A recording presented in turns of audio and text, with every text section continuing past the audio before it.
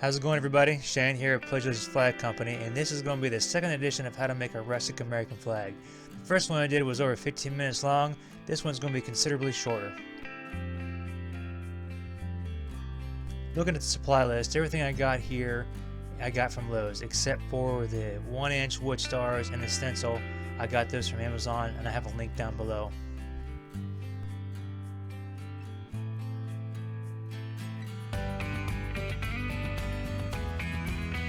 Once you have the 7 cut, now here I'm doing several flags at once, but once you have them cut, let's go ahead and spray them. Having a spray, as you see here, is so much more convenient, a lot faster. The red paint, the red stain that I use is Midwax Scarlet Colored Red. Alright, now that the stain is dry, let's go ahead and assemble our flag. First I assemble it face up. If the flag looks good, then I flip them over.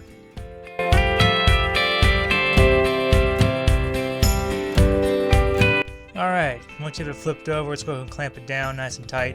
I also put a 25-pound plate up top there on top of the first stripe, because what happens is when you clamp it down real tight, the top stripe wants to flip up. So this keeps it from flipping up. It helps out a lot. And you know, if you don't have a 25-pound weight, then have somebody sit on it. I don't know, use something. Once you have it clamped down, ready to go, get your 3 pieces here, the support for the backing, hold it all together. The length for this one here is 18 inches and 7/8. So it just depends on what length or width of your flag that you're going to have to use. I also use wood glue, put a bead of wood glue on there, and then I nail it down with 1.25 inch long brad nails.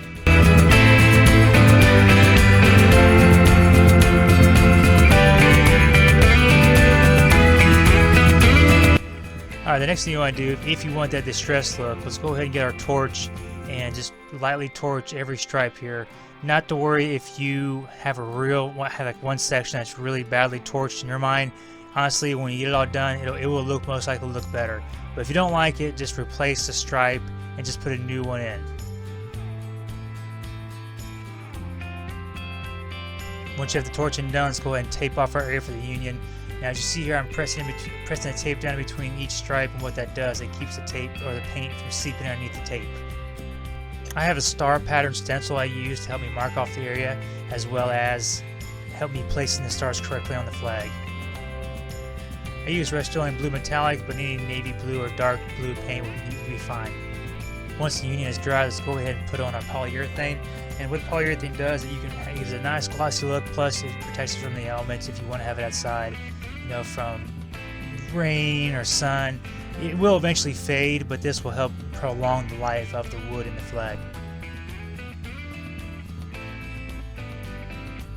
Alright, now that the polyurethane is dried, I usually give that about 6 hours to dry. Let's go ahead and put on our star pattern. This is a 14x11 pattern that I got off of Amazon. The link is down below. And I also use 1-inch wood stars off Amazon as well from a guy from Texas. And these come unpainted, so you have to paint them. Once you have your star pattern in place, let's go ahead and dab some glue in each star. Once the glue's down, let's go ahead and put our stars in place. Once I have the glue and stars down, I use 3/4 inch long pin nails. Pin nails and pin nailer I got off Amazon, I have a link down below. And this here, it's an amazing thing that helps out to hold the stars to the flag. So I used glue by itself in the beginning, it didn't hold.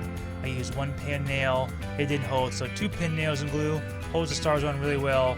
I've had adults and kids come up and try to twist the stars off and they stay on. So 2 pin nails and glue works pretty good holding stars on there. And there you go, folks. There's your rustic American flag. Not too hard, a couple hours, get the family involved, and it's a lot of fun. Hey, if you like this video, hit the like button. If you're new, please hit that subscribe button. I appreciate y'all watching. You have a great day, and God bless America.